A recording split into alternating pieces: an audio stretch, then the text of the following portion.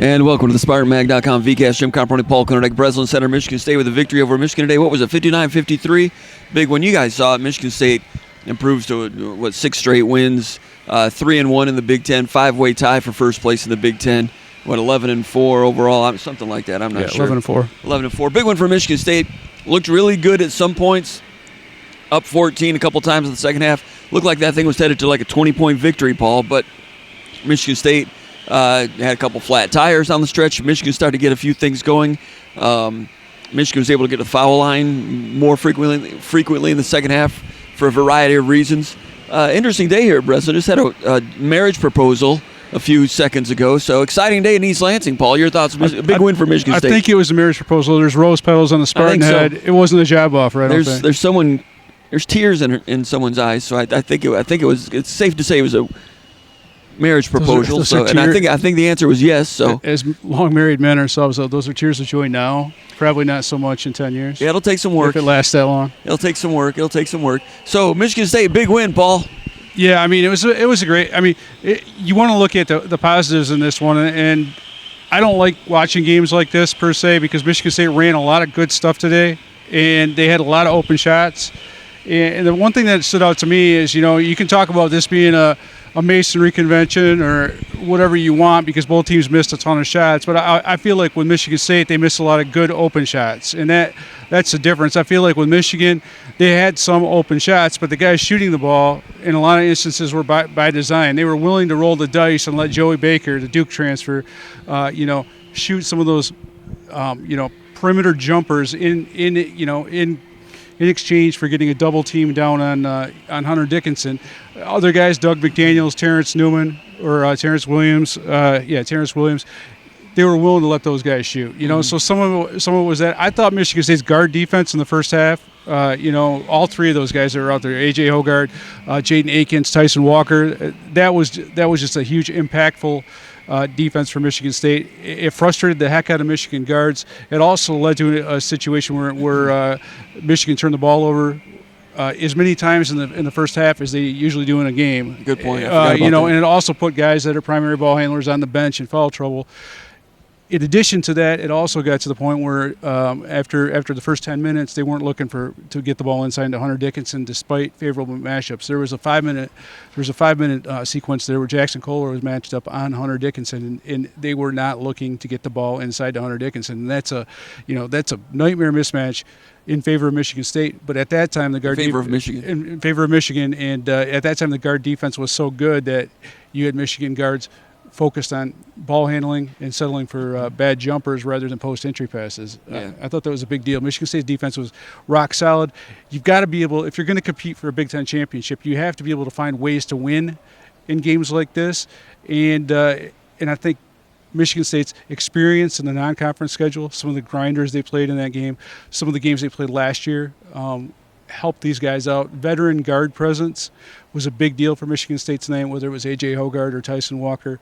Malik Hall as well. I'll put him in the wing guard category because he did some good things tonight. But I think these are the type of games you don't want too many of them, but when you have them, you want to find a way to win. Yeah, and I think Michigan State fans, like Izzo said, they were ready to blow the roof off this place. It's a cliche. I've never actually seen a roof blown off by crowds. It was a great environment regardless. But when it was 14 and maybe headed toward 20, that's what he's talking about. Make 3 shots in a row and the roof would have came off. And that's what Michigan State fans were really hungry for today. And it didn't happen. And it ended up being tight there at the end, to Michigan State's credit, when that lead was vanishing down to, 6 points with 4 minutes to go. 4 points to get down to. Yeah, and got all the way down to 4. But with 4 minutes to go, it was a 5-6 point game. You guys saw it. But I never gained the idea, or never had the sense that Michigan State was panicked at all.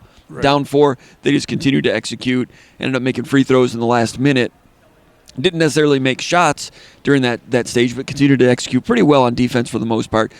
For 35 minutes. In the last 4 minutes, they had a couple of mistakes. Screen roll, Sissoko had an error there. They changed something and something went wrong, and Dickinson scored on a layup.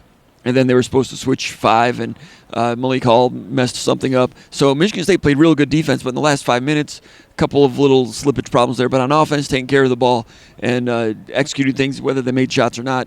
Good poise for Michigan State, as they should have poise. It's a team with a lot of veterans out there, and they went with a veteran lineup for the most part at the end of the game. Sissoko defense, and he'd come out on offense. But when you had Hall out there with with Hauser and a lot of the veteran players. They played like veteran players down the stretch. So in some ways, Michigan State played really well, had a big lead, looked like a good team, and then at the end of the game had a different kind of test, and they passed that test too. Yeah, what I'll say is, you say look like a good team, but good teams find a way to win games like these. And I will say this as well, is these guys, I didn't feel like that they were ever out of control. They didn't feel like they were ever out of control, but there would be times last year with these same guys where a game like this would have got away from them. I think of like Joey Hauser was asked about afterwards about how many shots that he missed, and he was just sitting there with a smile on his face about, it wasn't bothering him. It wasn't he came back with a big putback late in the game that was really big, and Tyson Walker, he would have been down on himself for missing that free throw late. He made some big plays. AJ Hogard made some big plays. These guys have been through games like this. They've, in some cases, lost games like this last year, but we've seen enough of their body of work and the kind of mindset and mentality that they have. This is a different team than last year, obviously, and it's a winning mindset and a winning mentality, and they did not play their best game today by any stretch of the imagination. But one of the things that Tyson Walker said to me afterwards, I said, I know you're not going to say you're going to have any panic because, competitors don't say that, but what made you confident that you guys are going to pull this out? And he said, because our defense is so good. And the defense was good. You mentioned in the first half, Michigan, they had some foul trouble in the backcourt, but Michigan was really relegated to taking bad shots. And Michigan State was missing good shots. Absolutely. Yeah, Michigan State was up by 12 or whatever it was at halftime, up by 9. But I would even say like a guy like Jet Howard, who I think is one of the best. I think he is the best young player, maybe one of the best young players in the Big Ten. He's dynamic and he hits hard shots for a freshman. And in this game, he was 3 for 8, and he did not, maybe with the exception of one or two where maybe there's a communication mistake, he did not get easy looks. No. And you go back to that first half. Obviously, he was on the bench for about 10 minutes with foul trouble because he got frustrated because the defense was so tight. But not giving a guy like that easy shots, and so Michigan State I think they played about as good a defense overall as they have all season long against a Michigan team that was feeling pretty good about itself. One of two teams undefeated in the Big Ten coming into this.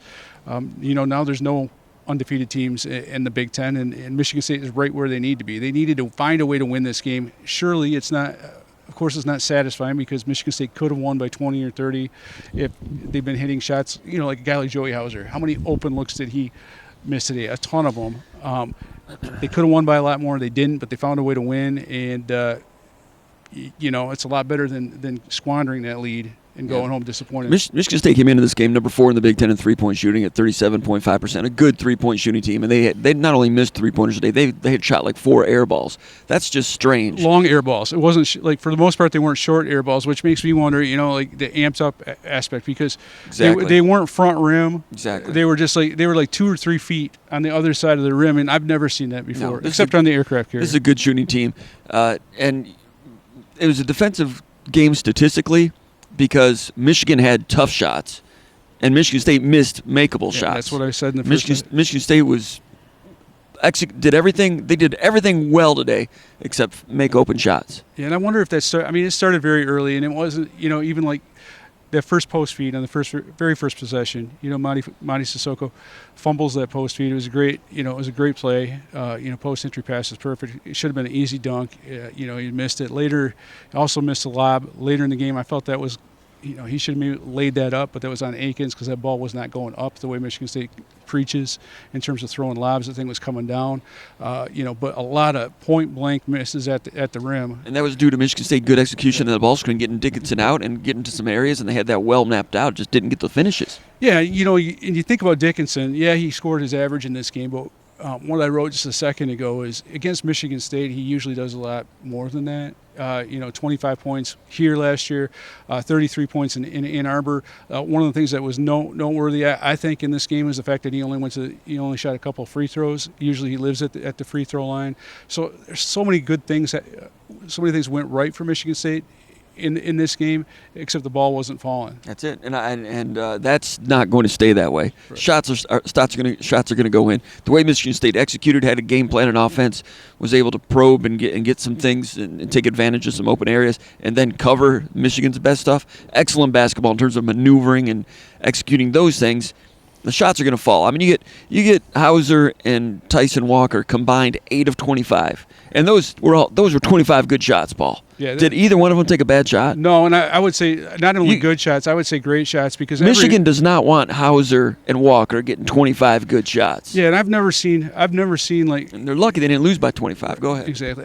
There's very rarely have I seen a game where Michigan State's been open for about 8 wide open corner threes where there was nobody there to defend them. Even though the Tyson Walker one from the corner that bounced on the rim and went through. Yeah. He tripped making that cut. He got up and he ran to where he was supposed to be, and he was still wide open where no one was covering that. It was amazing to me.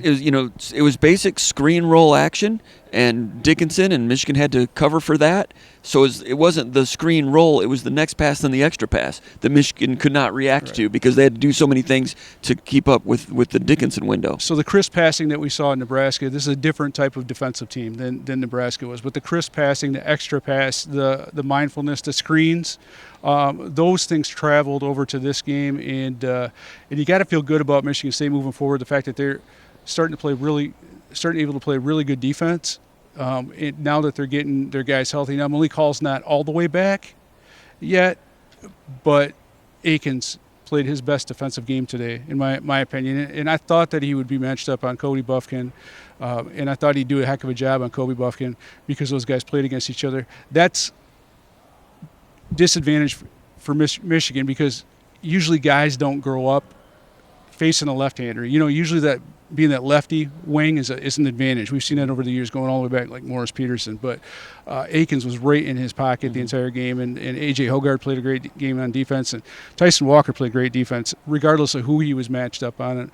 One of the things I felt like Tyson Walker also said that I felt was interesting, he said the nice thing about having Malik Hall back is there's fewer times when Malik Hall is out there, there's fewer times where I'm always matched up on a guy that's way bigger than me.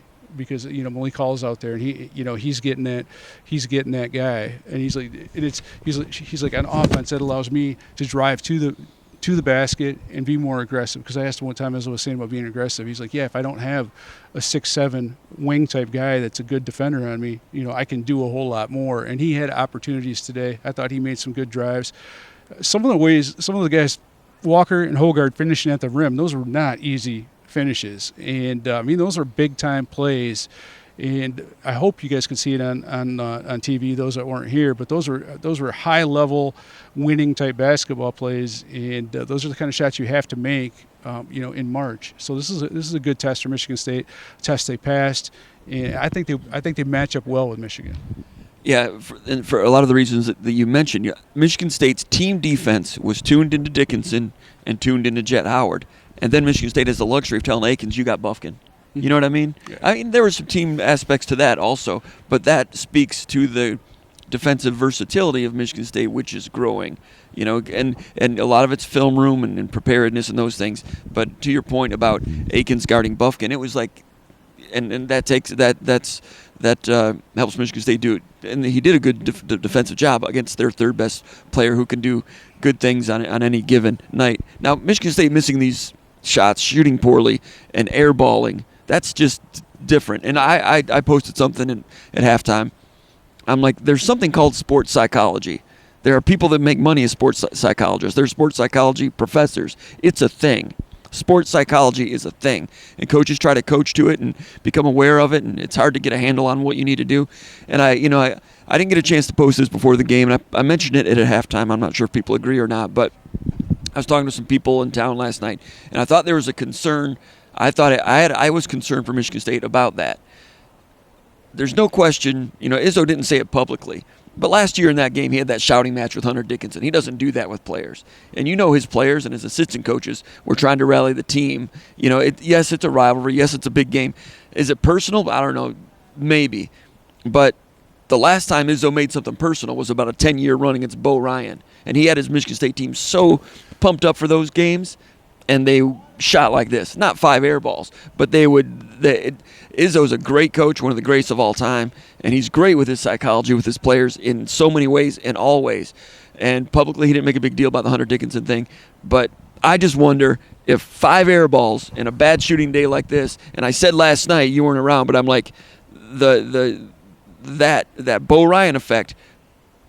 Izzo typically in grudge situations, his teams don't really.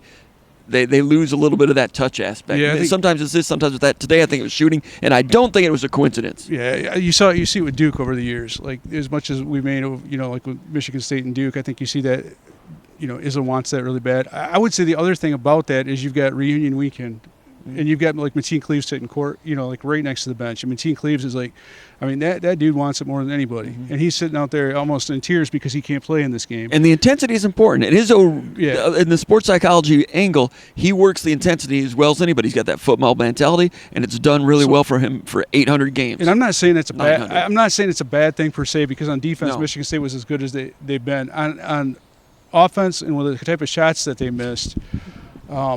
And the way they missed them, I would not disagree with what you're saying. The controlled rage, like football coaches call it, that's great for defensive rebounding, but sometimes it might not. Yeah, and it's weird. Be the best thing for a shooting touch. I don't know. I don't know what the answer is. It's just an observation. And it's weird too, because I didn't feel like Michigan State crossed the line. Usually when you get coaches emphasizing like you want to tear someone's windpipe out, usually that ends up being like extracurricular Will Golston stuff. I'm thinking back in the day, personal fouls, tearing helmets off and that kind of crap. Michigan State was very in control in this game. I thought Michigan was the team that did some of the WWE type of stuff, whether Malik Hall getting knocked out of bounds, Hunter Dickinson following Mady Sissoko hard.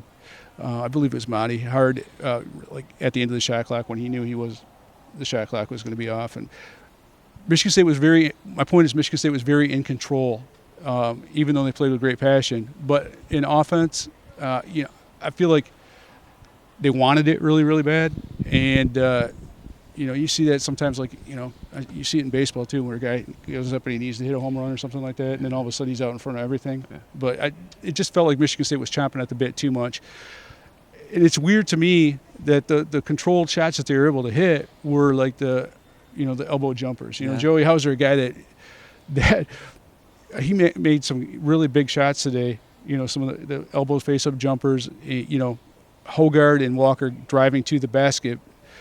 But the perimeter shooting is where I feel like that that wanting it too much, it kind of negatively impacted them, and that's something that maybe they'll learn to control moving forward. There's a happy median in there somewhere where you have that controlled rage. But we've seen the opposite happen too. Thinking back to Mateen Cleaves when those guys were seniors. They just mopped the floor with Michigan. We've seen when Brandon Dawson and those guys on this home floor like out rebounding Michigan by like almost 30 that one year. And that was a rivalry game, but it wasn't personal. Yeah. Well, if you ask those guys, I'm sure they would say it was personal. Not like this one. This is a little bit different. They've never been on a court with someone yelling at the coach like that last year. With the comments directed at Tom Izzo, that makes it different than a typical trash-talking rivalry game. And Izzo yelling at the player, too, as a matter of fact. So Malik Hall was injured a little bit at the end of the first half, had a very good first half, 9 points. Michigan State's up by 9 or whatever. He only played 4 of the first 13 minutes of the second half. And he went back in. Izzo said that Izzo called it a sprain. He said he sprained the ankle. It was the same ankle that's been injured, but not the same area, not the same injury. That's what he said, but he sat for 4 of the first 13 minutes, and Michigan State began to lose control a little bit. When Hall went back in there, he played some 3, which is a little bit different, and got driven on a couple times.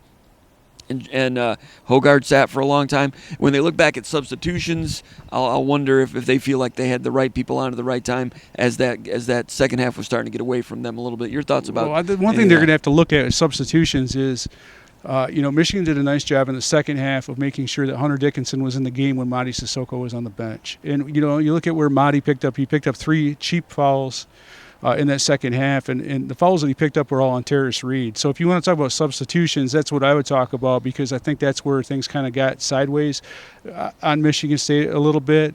But in terms of Malik Hall, the guys roll ankles. It happens. Mm-hmm. He had a foot injury before, so I'm not worried about it. It's not like he re-aggravated that foot injury. There was a lot of back and forth between Tom Izzo and Malik Hall in the huddles.